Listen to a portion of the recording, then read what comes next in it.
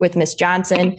She has not, we do acknowledge she has not completed the alcohol screening and assessment through Von Schwartz, and she did miss a test on July 1st. I did discuss this with her yesterday on the phone and advised her to go to community corrections as soon as possible to try to test. She informed me, and so did her father, who is here with her today, that she did go to community corrections this morning before court and was there for about 45 minutes, and they said she was unable to test this morning.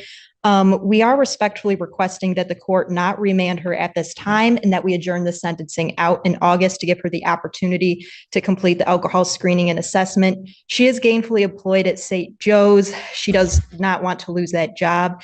In the alternate, if the court is inclined to remand her in both speaking with Ms. Johnson and her father, our request would be to potentially allow that remand to happen a couple weeks in the future so she can take time off work at St. Joe's so she does not lose that job.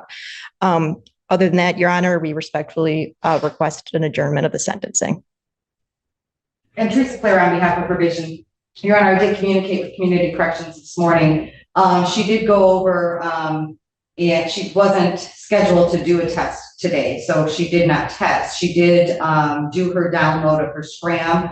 I just confirmed with them that there was no violations on the scram. However, she had not reported to them after June 15th. So there was quite a bit of info that they had to download on that. So I do know that there was no violations on the scram. However, probation also wants to point out to the court that this court did direct her back on April 3rd, I believe, and warned her about any further mistesting.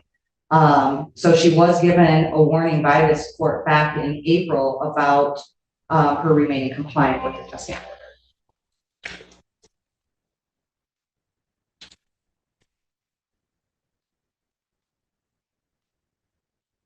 Why?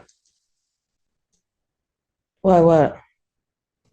Why'd you miss a test? I mean, I gave you a huge break back in April and just told you, just don't miss the test. You remember that, right? Yeah.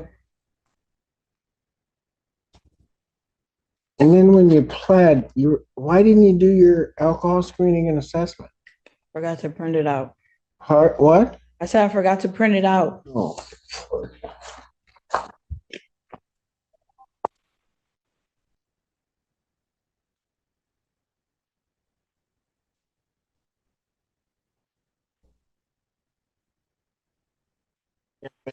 They do so much. I mean, I didn't send you the last time.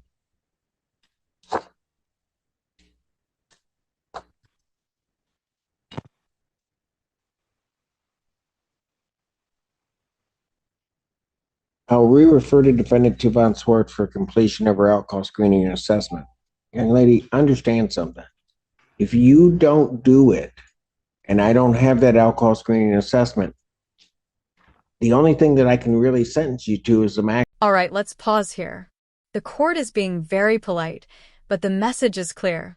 This was sentencing day, and the defendant didn't finish required steps. Again, probation confirms no alcohol violations, but also confirms missed reporting and a prior warning from the judge. That warning is about to matter a lot. Maximum time. And I don't want the to. paper. What? The paper. What? All the lists on it. What is Von Schwartz? That's for your alcohol screening and assessment. Is that somebody I'm supposed to go to? What does that name stand for? That's somebody that you need to call to set up an appointment so that they can interview you and do an assessment. Okay. And Your Honor, my office, I know that the clerk's office sends things out. My office also sent an email to her on June 5th, which gave her the packet and the information for the alcohol assessment in addition to the information to complete the victim's impact.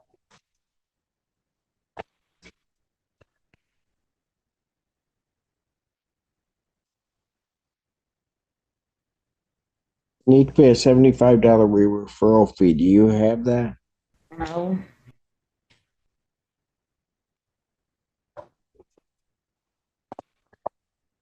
Adjourner sentenced August 28, 2024, 9 a.m. This is where the tone shifts. The judge is no longer explaining. The judge is warning. I forgot to print it doesn't land well in a courtroom, especially after a prior warning. The judge spells it out. No compliance means maximum time. No mystery. No loopholes. Young lady, you are leaving me with no options. And I have a feeling that if you don't follow this, that I'm going to end up sending you for the maximum time. I don't want to do that.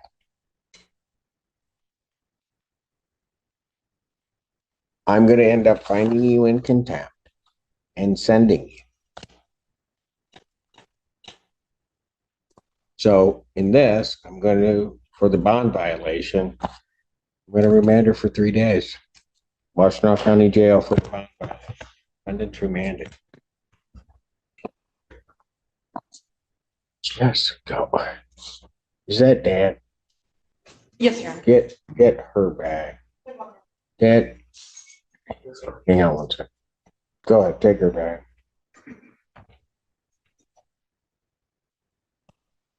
Come on up to the. Can you come up to the phone? What's your name, sir? Tony Johnson. Okay. Can you? And there it is. Despite multiple chances, clear instructions, and repeated explanations, the court remands her for 3 days in jail. Notice the judge's authority here: calm, direct, and firm. This isn't about being harsh. It's about accountability. The father steps in, ready to pay, ready to help, but the court has already reached its limit. Deadlines matter. Orders matter. And in this courtroom, excuses don't override responsibility. This is what happens when the court says last chance and means it. You help try to get her through the.